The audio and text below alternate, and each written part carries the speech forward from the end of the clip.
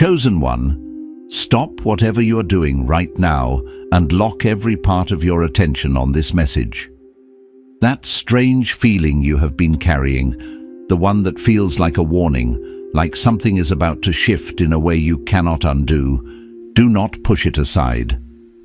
God is no longer waiting. What is coming is not a threat, it is a verdict. And it has been scheduled, sealed, and dispatched from heaven with your name written on it. I know the last 72 hours have not felt normal. The atmosphere has been different, heavy in a way that is hard to describe.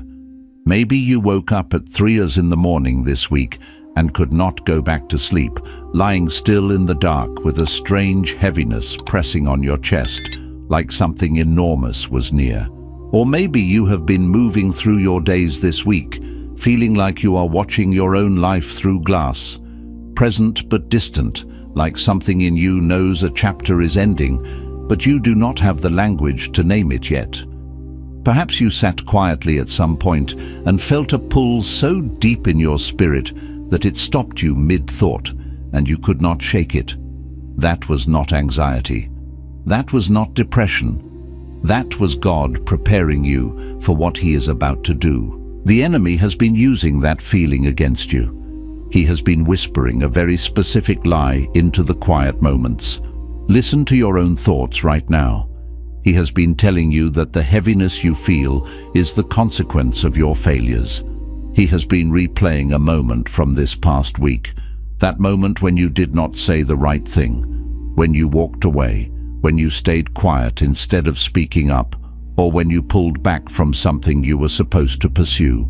He has been replaying it over and over, telling you that because of that moment, God has grown tired of you, that the window has closed, that what is coming is not a blessing but a judgment on everything you have left undone. That is the lie, and it ends here, because what God said is not a threat against your comfort. It is a death sentence against your old season. The version of you that has been surviving on scraps, that has been shrinking to fit into spaces too small for your calling, that has been carrying wounds that were never yours to carry. God said that version of you will die soon. The delay dies. The confusion dies. The cycle that kept pulling you back into the same rooms, the same conversations, the same ceilings. God said it is finished. He will wait no longer. And that is not wrath. That is mercy with a deadline. Lamentations 3:31-32 says, "For the Lord will not cast off forever, but though He causes grief, He will have compassion according to the multitude of His mercies." Listen to that word. He will not cast off forever. That grief you have been carrying, that pressure that has made this season feel unbearable, it is not abandonment, it is compression. It is what happens when everything that needs to die is being stripped away all at once, because God has decided that the timeline for your next season cannot be pushed back any further. You are not being discarded. You are being finalized. Think back to that moment this week when you considered giving up entirely, when you looked at everything that had not worked, everything that had fallen apart, everything that had gone silent, and you made a quiet decision in your spirit to release it. You probably thought that was defeat. You probably told yourself you were surrendering because you had nothing left. But I need you to hear this clearly. That moment of release was not weakness. That was your hands opening so God could place inside them what He has already prepared. You did not ruin the plan. You completed the final requirement. You did not find this message by accident. The algorithm did not bring you here. God did. This is a divine appointment that was scheduled before you were born, activated for this exact moment, and placed in front of you, because heaven has determined that today is the day you receive what you have been standing in faith for. Do not click away. Your future self is standing on the other side of this message, and if you leave now, you will carry the weight of this season for longer than God ever intended. Stay until the very last second, because in the next few minutes, I am going to show you exactly what God is about to kill in your life and why it has to die before your blessing can arrive. I am going to walk you through the specific moment this week that you misread as failure, but was actually the final act of obedience that released your breakthrough. And at the end, I'm going to give you a declaration so precise and so powerful that it will seal the death of your old season and open the door to everything God said is next. The heaviness you feel right now is not punishment. It is not a sign that you are behind. It is the pressure of a season taking its last breath. You are not in a cycle, you are in a conclusion. And God said He will wait no longer. What you just felt in your spirit while sitting with that message, that's not coincidence, that's confirmation. And if something stirred deep in you just now, you may be ready to receive the Chosen One's blueprint.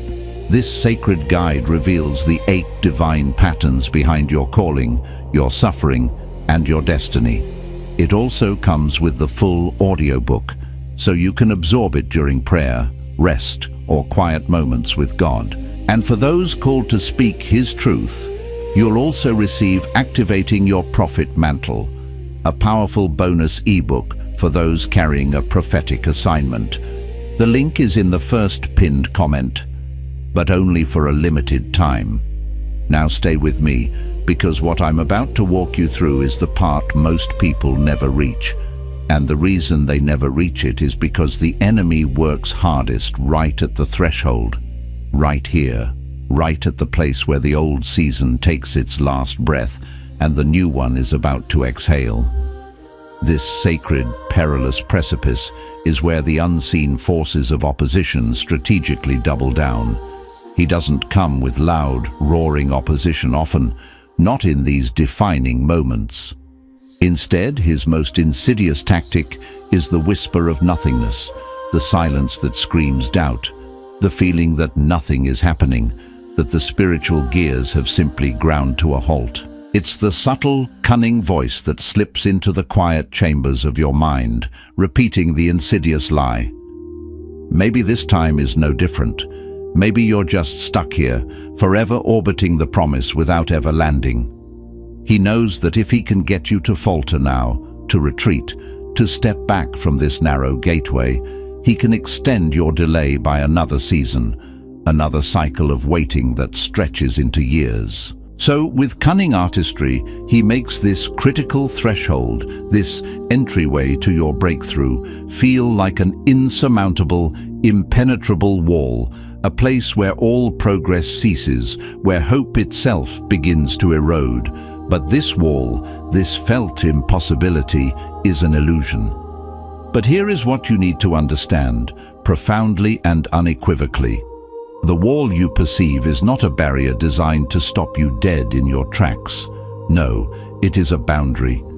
And there is a fundamental, divinely significant difference between the two that, once fully grasped and integrated into your spirit, will irrevocably change everything about how you perceive your circumstances and how you courageously move forward into your destiny.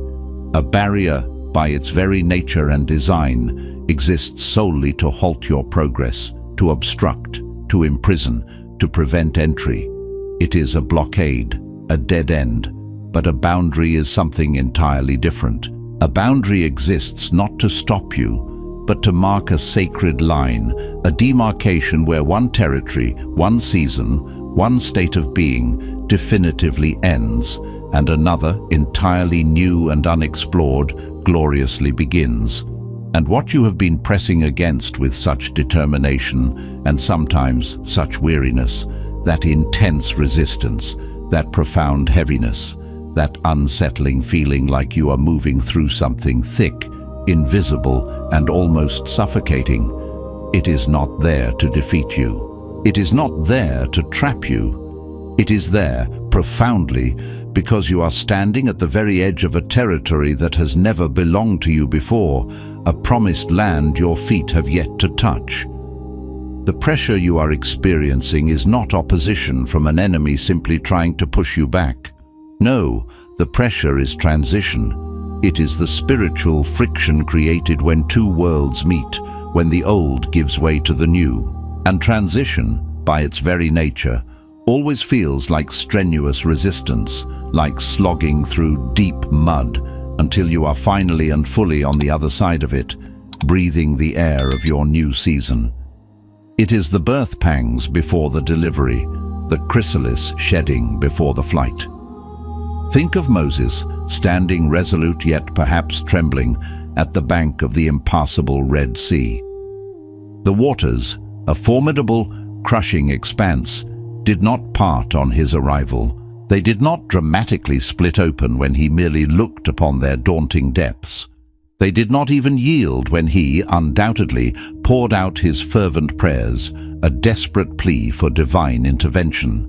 No, the miracle, the unprecedented display of God's power, only manifested when he, in an audacious act of faith that defied all logic and human understanding, raised his staff, a simple shepherd's tool now consecrated as a symbol of divine authority, and then, critically, stepped toward the churning, threatening waters. The miracle required not just a command, but movement into what looked undeniably like an overwhelming, inescapable obstacle. What appeared to be the absolute hopeless end of the road, the final cul-de-sac of their journey, was in fact the miraculous genesis of the most dramatic, earth-shattering display of divine power his people, and indeed the world, had ever witnessed. Moses did not possess prior knowledge that the water would obey. He did not have a blueprint for the parting. He moved anyway, in blind, unwavering faith. And that seemingly small yet monumentally significant movement, that single step into the unknown, was the very act of faith that released the full, unstoppable force of the miracle. You, my friend, have been praying fervently for the water to part, for the path to clear, for the way to become visible before you take even a single hesitant step. But God, in his infinite wisdom and sovereign timing, has been patiently, lovingly, waiting for you to take that first courageous step, for you to make a tangible move of faith, before he parts the waters, before he clears the path, before he reveals the way. The movement precedes the miracle. The faith precedes the fulfillment. This is where it goes deeper, beyond mere action and into the very core of your being. Because stepping forward is not just about raw courage, a fleeting surge of adrenaline that might fade under sustained pressure. It is, at its profoundest level, about identity. It is about who you believe yourself to be, not just what you are called to do. And until your identity shifts, until the old shell of who you were is shed, your movement will always be borrowed, a temporary, unsustainable momentum fueled by transient emotion or fleeting external circumstances. It will be like wearing clothes that don't quite fit, always feeling a little off-kilter, constantly vulnerable to doubt and retreat.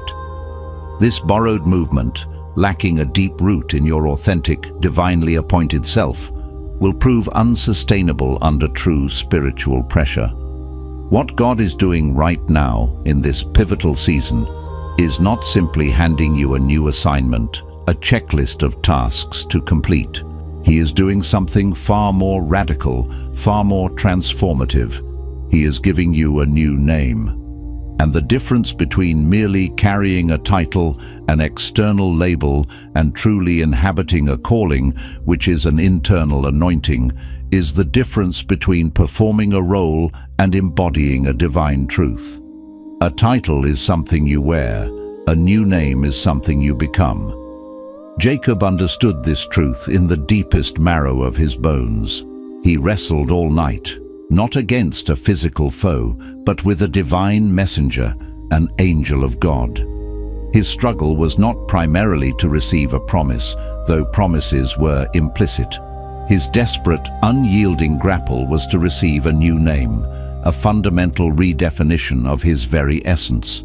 He arrived at that intense, soul-bearing encounter as Jacob, a name laden with the heavy baggage of his past actions, meaning supplanter, deceiver, one who grabs from behind, a man who lived by cunning and human effort. He left that encounter as Israel, a name imbued with divine power and purpose, meaning one who wrestles with God and prevails, a testament to his persistent faith and God's transforming grace. The physical wound he carried from that night, the permanent limp in his hip, was not a mark of failure, not a consequence of losing the fight. On the contrary, it was the undeniable, tangible mark of the encounter itself, a sacred tattoo of his transformation. It was the irrefutable evidence that something profoundly real, something divinely orchestrated had happened within him and to him. It was the living testament that the old name and all it represented had been definitively replaced. He was no longer, could no longer be, the same man he was when he arrived at that solitary place of wrestling. The wound you've been carrying from this season, the hurt, the setback, the deep scar etched into your spirit, is not proof that you lost. It is not a sign of your defeat. It is, instead, powerful, undeniable evidence that you wrestled with forces seen and unseen, with circumstances that threatened to overwhelm, with the very fabric of your faith. And because you are still standing, still breathing, still seeking, it is proof that you prevailed. Your wound is a badge of honor, not a mark of shame. But here is what most people often miss, or perhaps quickly forget, about that pivotal story of Jacob's transformation. Before the miraculous name change, before the new identity was bestowed, there was a profound and piercing question. The angel, fully aware of Jacob's history and his very being, asked him, "What is your name?" And that question, contrary to human assumption, was not an inquiry for information. God, in his omniscience, already knew his name, knew every detail of his deceptive past, every twist of his journey. The question was an invitation, a divine summons to Jacob to confess his old identity, to articulate it, to speak it out loud. It was a call to self-awareness, to humble acknowledgement.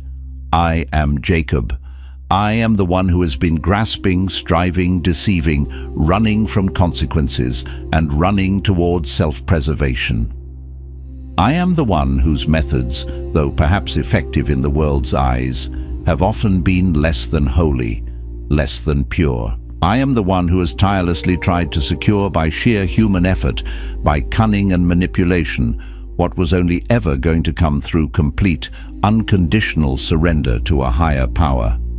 This confession was his spiritual stripping, the necessary prelude to receiving the new garments of his true calling.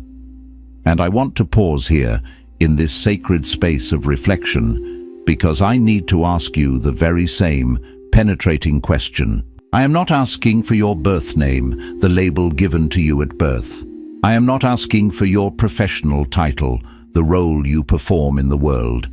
I am not asking for the polished, curated identity you present for public consumption, the face you perform for others. No, I am asking, what name have you been calling yourself in the dark, in the profound quiet of your innermost being, in those vulnerable moments when no one else is watching, and the unvarnished truth of how you genuinely see yourself rises to the surface, raw and unfiltered? Because some of you, in your deepest recesses, have been calling yourselves forgotten, believing that your dreams have been left behind in the dusty archives of time, never to be revisited. Some of you have been calling yourselves the one who always ends up alone, doomed to perpetual solitude, a spiritual orphan. Some of you have been calling yourselves the one who almost made it, perpetually stuck in the agonizing space between potential and fulfillment, eternally a runner-up in the race of life. And you have been carrying that self-assigned name, that internal label, for so long, so intimately, that it stopped feeling like a subtle lie, a self-defeating narrative, and subtly, insidiously, began to feel like an undeniable, immutable fact of your existence. God is asking you right now, with a voice full of love, not condemnation, what is your name? He is not asking to shame you for the answer, not to judge your past self-perceptions, but he asks because you absolutely cannot receive the glorious, empowering new name, the true identity heaven has reserved for you, until you are willing to honestly surrender the old one, until you are brave enough to lay it down at the foot of the cross. And that liberating surrender, that profound exchange, begins with unflinching, radical honesty with yourself and with God. Coming up in just a moment, the hidden agreement you may have made that has been quietly, subtly, yet powerfully locking the door on everything God unequivocally said was yours. This is not just theory, this is the key to unlocking the chains. Stay with me, because this is the specific pivotal part that breaks the cycles of frustration and stagnation, propelling you into freedom. Before we get there, to that crucial revelation, I need you to understand something deeply significant about the way obedience operates and manifests itself, especially in seasons of intense, prolonged preparation. Most people with good intentions conceptualize obedience primarily as action. They envision it as doing the next visible thing, as completing a discernible assignment, as making a decisive outward step into a clearly defined calling.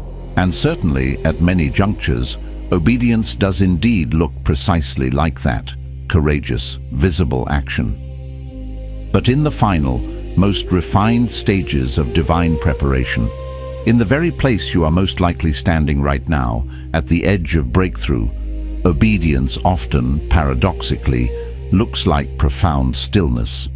It looks like waiting without demanding an immediate explanation, without clamoring for a detailed roadmap of the future. It looks like trusting the silence that blankets your circumstances, without instantly interpreting it as God's absence, without allowing it to whisper that He has forgotten you. It is the active, surrendered posture of quiet expectation. Elijah, one of the greatest prophets, learned this excruciating but essential lesson in the solitude of a cave. He had just come off the most spectacular, triumphant prophetic victory of his entire life. Fire called down from heaven in a dramatic showdown, hundreds of false prophets of Baal decisively defeated, and a 3-year devastating drought ended with a torrential outpouring of rain. He was at the pinnacle of spiritual power and human acclaim, and then, abruptly, he ran. He fled in terror from the threats of Queen Jezebel, a single woman, a stark contrast to the hundreds he had just faced.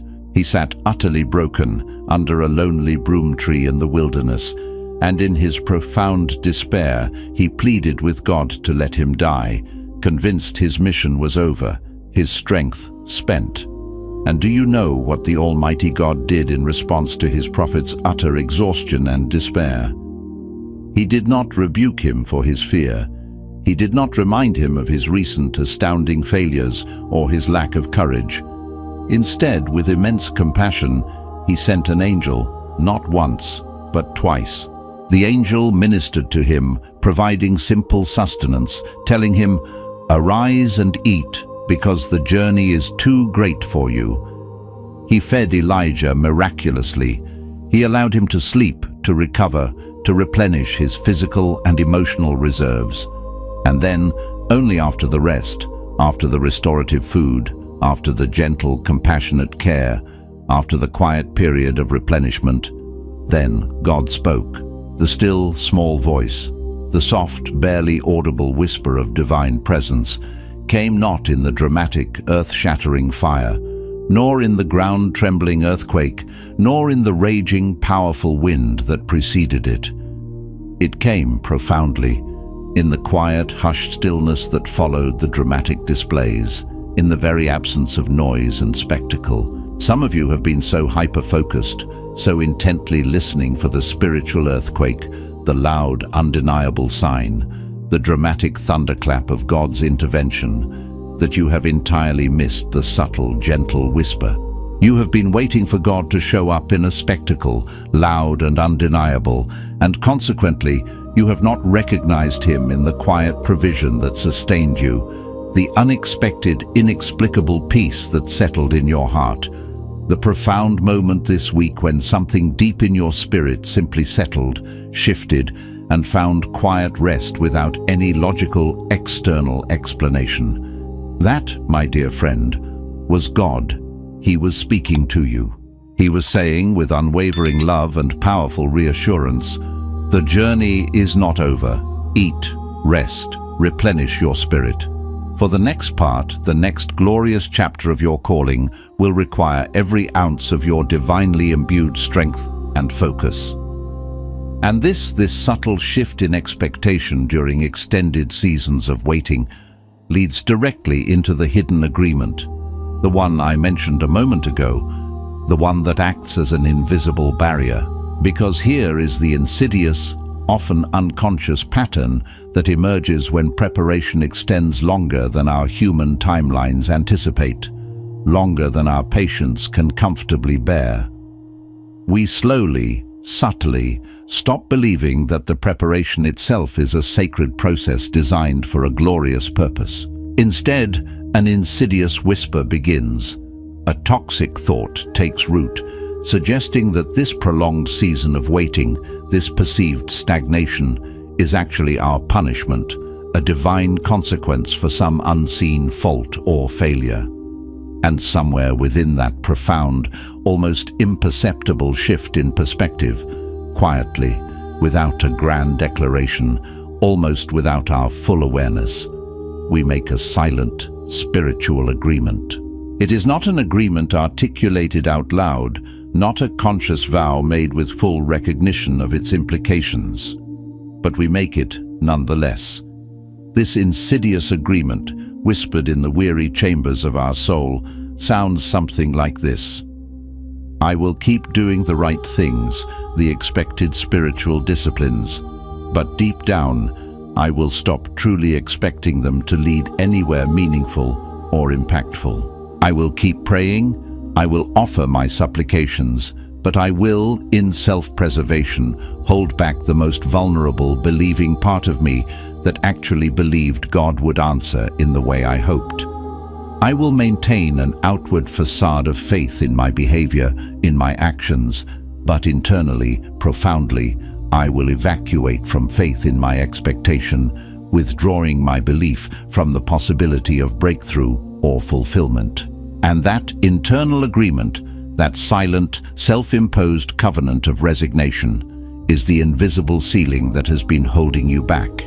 It is not an overt attack from an external enemy. It is far more dangerous because it is the slow, subtle erosion of expectation from within, like water slowly wearing away stone. It is a spiritual leak in the vessel of your being, draining away the very capacity for receiving. And God, in His infinite wisdom and respect for your free will, cannot pour the abundance of His blessings, the fullness of His purpose, into a vessel that has, in its deepest, most guarded places, quietly decided it will never truly be full, that it will always remain partially empty. This is the part that no one truly wants to hear, the uncomfortable truth that often chafes against our carefully constructed narratives of self-pity or external blame. The reason some doors have not yet opened for you is not fundamentally a lack of prayer. It is not a deficiency of effort. It is certainly not a lack of divine calling upon your life. No, the deeper, more profound reason is often that silent, insidious agreement that kept whispering over and over, like a broken record in the quiet of your spirit. Even if I do everything right, even if I follow all the spiritual protocols, it probably, ultimately, will not happen for me. I am not worthy. It is not my turn. I am destined for less. And heaven, operating on principles of faith and partnership, cannot override what you have quietly agreed to in your own spirit, in the deepest sanctuary of your heart. Not because God lacks the omnipotence or the power to break through any barrier, but because He deeply, profoundly honors the posture of the human heart, the sanctity of your free will. He cannot force abundance, breakthrough, or divine fulfillment on a spirit that has quietly, subtly, yet powerfully made a covenant with scarcity, with lack, with resignation. But here, beloved, is the overwhelming mercy woven into that raw, challenging truth. Agreements, even those forged in moments of profound exhaustion and despair, can be broken. What was quietly, unconsciously made in a moment of spiritual weariness can be loudly, consciously, and powerfully renounced in a glorious moment of awakening. And this very moment, this profound, illuminating truth settling within your spirit, is your awakening. It is the dawn breaking over the landscape of your soul, illuminating the invisible chains you inadvertently fastened upon yourself. Coming up, the divine contradiction at the very center of your calling. The very thing that you have erroneously perceived as your disqualification, the part of your story you've tried to bury deepest, is actually the unique credential, the sacred key, that heaven has been patiently waiting to strategically use for its highest purposes. Prepare to have your perspective radically shifted.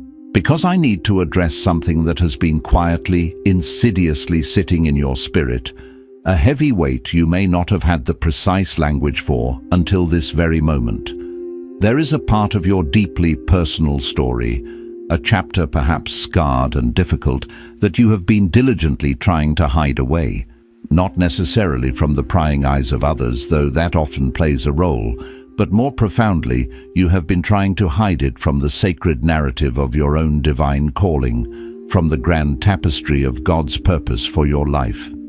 It is the wound, the raw and lingering pain. It is the failure, the moment you stumbled, fell, and perhaps even shattered.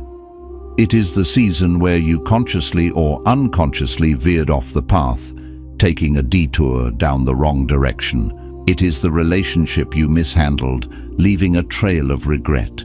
It is the precious opportunity you, for whatever reason, wasted or let slip through your fingers. It is that previous version of you that existed before this current season of seeking, before this profound spiritual hunger ignited within you, the version you are deeply not proud of, the one you never, ever want to revisit, the one you have been desperately hoping God, in His boundless grace, somehow simply overlooked, edited out of your divine script. And the enemy, the accuser of the brethren, has been relentlessly, cunningly using that very part of your story, that raw, unhealed wound, as damning evidence of your utter disqualification. He has been whispering, with the voice of a spiritual prosecutor, that God can only use clean vessels, pristine vessels, polished vessels that have never known breakage, never shattered into 1,000 pieces the way you did. He insists that the calling on your life, if it ever truly existed, was irrevocably forfeited, irrevocably lost, in that season where you did not handle things well, where you made a mess, where you deviated from perfection. But I need you to hear, with every fiber of your being, the profound, mind-bending divine contradiction that lies at the very heart, the very core of almost every significant assignment, every major calling, meticulously recorded in the sacred scriptures. God does not, has never, and will never call the finished product, the perfectly polished, pristine, flawless individual. No, with audacious grace and transformative power, He calls the broken, the flawed, the imperfect. And then, through the very crucible of their calling, He finishes them, He molds them, He perfects them. Consider the tapestry of biblical heroes. Moses murdered a man, fleeing into the desert for 40 years before he stood before Pharaoh as God's appointed deliverer. David, the man after God's own heart, committed adultery with Bathsheba and orchestrated the murder of her husband Uriah before he penned the Psalms of greatest intimacy, repentance, and longing for God's presence, psalms that still resonate with millions today. Peter, the zealous disciple, famously, agonizingly denied Christ 3 times, publicly disavowing His Lord, before he stood boldly before thousands on the day of Pentecost, anointed with the Holy Spirit.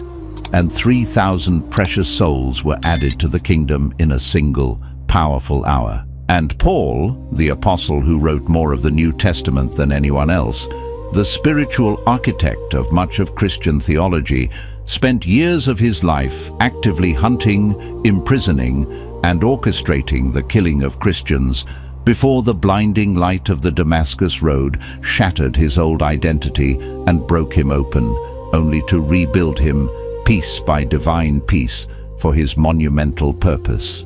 Your broken chapter, your past failures, your seasons of wandering and missteps are not, I repeat, are not your disqualification from divine service. On the contrary, they are your unique, heaven-stamped credential. They are the very qualification heaven has been waiting to deploy. Because the people God is specifically sending you to reach, to minister to impact, are not waiting for someone with a perfect, sanitized, unblemished story, someone who has never known struggle. They are desperately waiting for someone who has walked through the very fire they are currently enduring. Someone who has grappled with the same demons, faced the same temptations, endured the same heartaches, and came out on the other side carrying something profoundly real, something authentic, something forged in the furnace of personal experience. They need to hear from someone whose faith was not just theoretical, but was tested and bent and nearly broke, yet by divine grace held fast. Polished testimony, a carefully curated narrative of perfection, may inspire admiration, but it rarely breaks the chains of addiction, despair, or self-condemnation. Honest testimony, raw and vulnerable, born from the crucible of your brokenness and God's redemption, that is what truly breaks chains and sets captives free. Your wounds, transformed by grace, become wells of empathy, wisdom, and genuine connection for those whom God has ordained you to serve. And what's coming next, the final culminating truth in this journey of liberation, will likely surprise you profoundly, because the ultimate, seemingly insurmountable thing standing between you and your long-awaited breakthrough may not be what you've been fighting, wrestling, and strategizing against at all. It's time for a deeper revelation. Here, then, is the confrontation, the final, liberating truth. And I need you, with every fiber of your spiritual being, to sit with this rather than instinctively defend against it, to allow it to penetrate the deepest recesses of your heart. Because the very spirit that rises within you, wanting to reject, dismiss, or argue against what I am about to articulate, is often the very same spirit that has subtly, yet powerfully, been extending your delay, keeping you tethered to the past. The final foundational layer beneath all of this, beneath the broken agreements you unconsciously made, beneath the hidden shame you've carried like a heavy shroud, beneath your misread obedience and your misidentified pressure, the absolute final layer, the bedrock of your stagnation, is this profound truth. You have been waiting for permission, for validation, from the completely wrong source. You have been holding your breath, postponing your destiny, waiting for the people around you, your earthly mentors, your family, your peers, to recognize, acknowledge, or validate the divine calling on your life before you dared to fully step into it. You have been patiently, perhaps even desperately, waiting for the doors that belong to your old season, the familiar comfort zones, to miraculously reopen, hoping to have something secure and familiar to stand on, a semblance of the past, before you bravely walk into the utterly unfamiliar, uncharted territory of your future. You have been waiting for the people who hurt you, who wounded you, who dismissed you, to finally acknowledge what they did, to offer a genuine apology, as if their acknowledgement, their validation, their remorse is the indispensable key that unlocks your forward motion, your healing, your destiny. And here is the raw, unvarnished truth that, though it may sting at first, ultimately brings immense liberation. None of that external permission is coming. None of it was ever truly meant to come from those sources, because the divine call, the sacred assignment on your life, was never ever issued from those people, from those earthly institutions, from those human opinions, and therefore it cannot be confirmed, rescinded, or authenticated by them either. Your calling originated from an infinitely higher source. It came directly from heaven itself.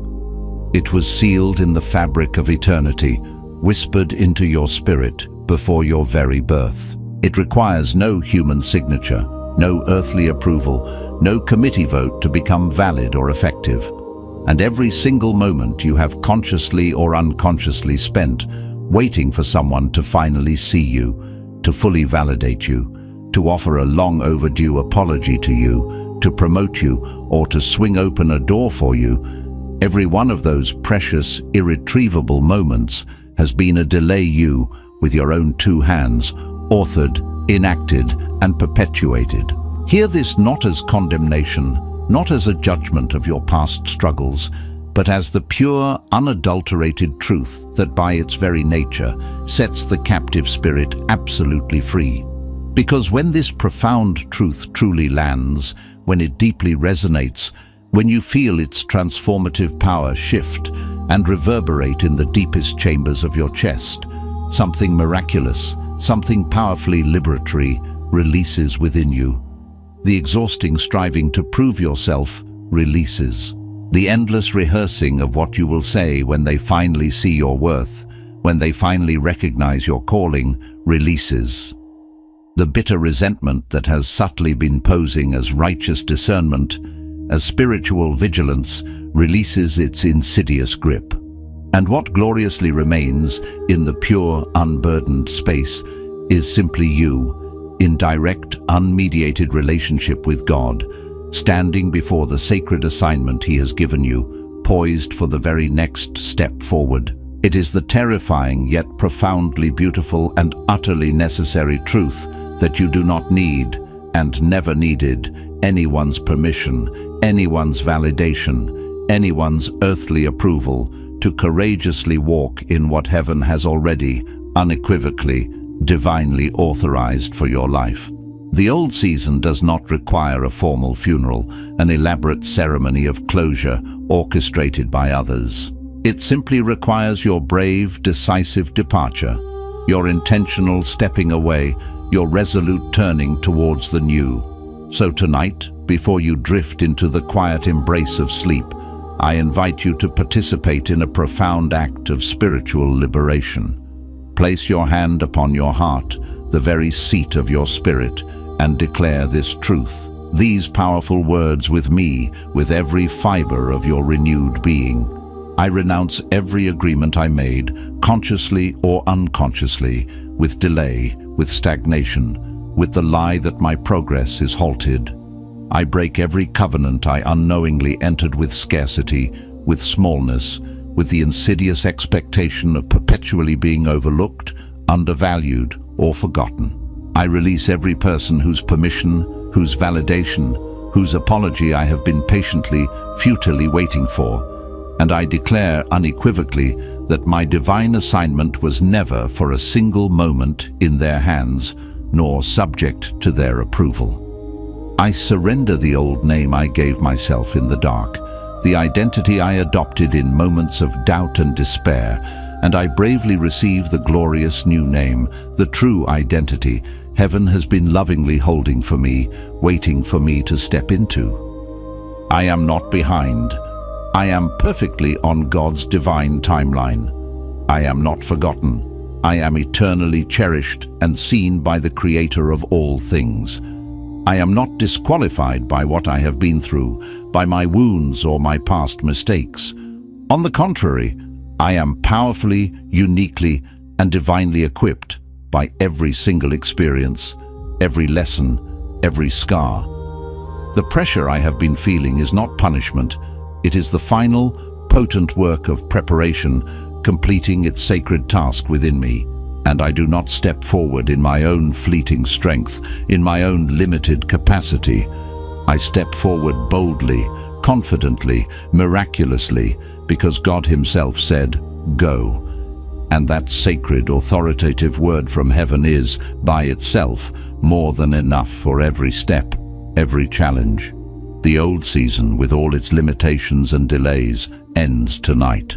The new one, radiant with promise and purpose, begins with this very breath, this powerful declaration, this unwavering decision to stop waiting for permission, to stop expecting external cues, and to simply start walking in faith and freedom. I am chosen, I am sent, and I will wait no longer for what is already mine. If this message confirmed what your spirit already knew, do not let it end here. The link for the Chosen One's blueprint is in the first pinned comment below, and it will not be there forever. Share this message with someone who needs to hear it today. They did not find it by accident either.